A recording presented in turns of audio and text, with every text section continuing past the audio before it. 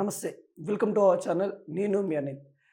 ఆంధ్రప్రదేశ్‌లో YCP government ఏదైతే voluntary వ్యవస్థను తీసుకొనొచ్చిన నేపథ్యం మనందరికీ తెలిసిందే. వాలంటరీ వ్యవస్థలో మళ్ళా తర్వాత కూటమి గవర్నమెంట్ వచ్చిన తర్వాత కూడా వాలంటరీ వ్యవస్థని అదే విధంగా రన్ చేస్తాము. వాలంటరీ వ్యవస్థలో వేతనం ఏదైతే ఉందో 5,000 వేతనాన్ని మేము 10,000కి పెంపు చేస్తామని కూడా కూటమి ఎన్నికల్లో హామీ ఇచ్చింది. ఇప్పటికీ కూటమి గవర్నమెంట్ వచ్చినప్పటి కాంచెలి వాలంటరీ వ్యవస్థ వాళ్ళకి నిరసన వ్యక్తం చేస్తూ ఉన్నారు. మమ్మల్ని రెగ్యులరేషన్ చేయాలని, మీరేదైతే ఎన్నికల్లో హామీ ఇచ్చారో ఆ హామీలు నిలబెట్టుకోవాలని వాలంటరీ వ్యవస్థ వాళ్ళైతే స్ట్రగుల్ చేస్తూ ఉన్నారు, ఫైట్ చేస్తూనే ఉన్నారు.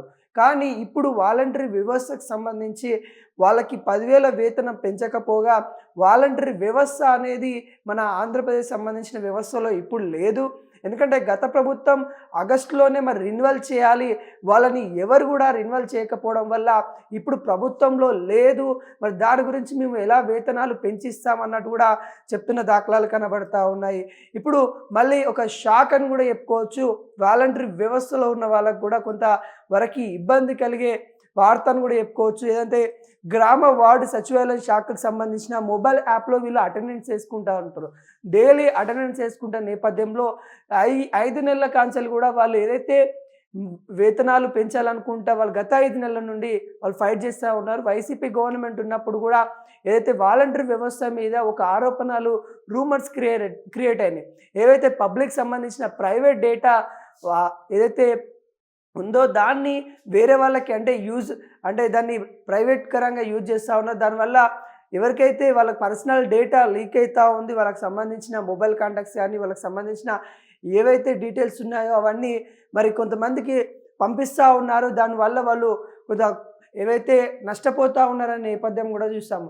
అదేవిధంగా మహిళల మిస్సింగ్ కేసులో వాలంటరీ వ్యవస్థ కూడా వాళ్ళకి సంబంధించిన వాలంటరీ వ్యవస్థ ఉన్నారు, వాళ్ళ డీటెయిల్స్ ఇవ్వడం వల్లనే అలా మిస్ అవుతూ ఉన్నారనే ఇన్ఫర్మేషన్ అయితే కొంతవరకు వ్యాఖ్యలు అయితే చేశారు. గత ప్రభుత్వము ఏదైతే వైసీపీ ఉన్నప్పుడు తీసుకొచ్చినప్పుడు అప్పుడు ప్రతిపక్ష హోదాలో టీడీపీ జనసేన ఉన్నారు కాబట్టి అప్పుడు వాళ్ళైతే ఆరోపించిన నేపథ్యం చూసాము. ఇక వాళ్ళు గవర్నమెంట్ ఫామ్ చేసిన తర్వాత ఖచ్చితంగా మేము వాళ్ళకి పెంపు చేస్తాము, రెగ్యులరేషన్ చేస్తాము, 10,000 జీతం ఇస్తామని కూడా కూటమి హామీ ఇచ్చింది ఎన్నికలలో. హామీ ఇచ్చినప్పుడు ఇప్పుడు గవర్నమెంట్ ఫామ్ అయిపోయిన తర్వాత ఇప్పటివరకు కూడా కూటమి వ్యవస్థ గురించి మాట్లాడిన దాఖలాలు లేవు. అంటే వాళ్ళు మాట్లాడట్లేదు. అంటే కూటమి వ్యవస్థ గురించి ఆలోచిస్తున్న విషయాలు ఎక్కడ కనబడట్లేదు.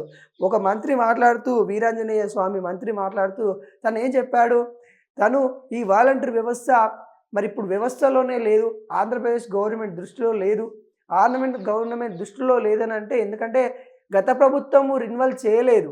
గత ప్రభుత్వం ఆగస్టులోనే రెన్యువల్ చేస్తుంటే ఈ గవర్నమెంట్ వచ్చిన తర్వాత వాళ్ళని కంటిన్యూ చేసేవాళ్ళము. కానీ అట్లాని వ్యవస్థ మొత్తం రద్దు చేయట్లేదు, తాత్కాలికంగా అలా హోల్డ్లో పెడతా ఉన్నాము. ఖచ్చితంగా వీళ్ళకి సంబంధించి ఎవరైతే వాలంటరీ వ్యవస్థలో పనిచేస్తున్న వాళ్ళకి కొంతమంది మాత్రమే మేము వాళ్ళని గైడ్లైన్స్ కానీ లేకుంటే కొంతమంది మాత్రమే అక్కడ అవసరం ఉన్న పీపుల్ మాత్రమే వాలంటరీ వ్యవస్థలో ఉంచుతాము. ఎవరైతే ఎక్స్ట్రా ఉన్న వాళ్ళకి మేము వేతనాలు ఇవ్వలేమన్నట్టు కూడా క్లియర్ కట్గా చెప్పిన దాఖలాలు కనబడతా ఉన్నాయి. అంటే గతంలో వాలంటరీ వ్యవస్థలు విచ్చలవిడిగా యూజ్ చేశారు, మిస్గైడెన్సీ కోసం యూజ్ చేశారు. ఏదైతే గవర్నమెంట్కి సంబంధించిన ఏ పథకాన్నైనా ఇంటికి చేర్చాలనే నేపథ్యంలో వైసీపీ గవర్నమెంట్ తీసుకొచ్చింది వాలంటరీ వ్యవస్థ. ఈ విషయం మనందరికీ తెలిసింది. తెలిసినప్పటికీ ఏంటంటే వాళ్ళకి సంబంధించిన పర్సనల్ డేటా లీక్ అవుతూ ఉంది.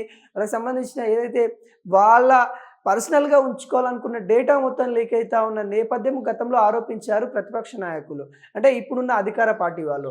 అంటే వీళ్ళు అధికారంలో వచ్చిన తర్వాత వాలంటరీ వ్యవస్థ ఉంటుందా ఉండదా అనే కొంత ఆందోళన చెందిన సిచ్యువేషన్ కనబడింది. కాబట్టి ఇప్పుడు గవర్నమెంట్ వచ్చిన తర్వాత ఒక మినిస్టర్ ఏమో వీళ్ళు వ్యవస్థలోనే లేరని చెప్తారు, ఇంకొక మినిస్టర్ ఏమో వాళ్ళని రెగ్యులరేషన్ చేస్తామని చెప్తాము. ఇప్పుడైతే గ్రామ సచివాలయ శాఖకు సంబంధించి మొబైల్ యాప్లో వాళ్ళు డైలీ వాళ్ళ అటెండెన్స్ వేసుకుంటూ ఉంటారు. అంటే ఈరోజు వాళ్ళు ప్రెజెంట్ అబ్సెంట్ అనే వాళ్ళ శాలరీ అవి అటెండెన్స్ రూపంలో వాళ్ళకైతే పడుతూ ఉంటుంది. అంటే వీళ్ళు ఎన్ని రోజులు పనిచేస్తే అంత వాళ్ళకి శాలరీ, అంటే వాళ్ళకి ఇచ్చిన వేతనంలో అన్ని డేస్కి ఎంత పర్ డే ఎంత పడుతుంది అలా క్యాలిక్యులేషన్ చేసి వాళ్ళకైతే పడుతూ ఉంటుంది.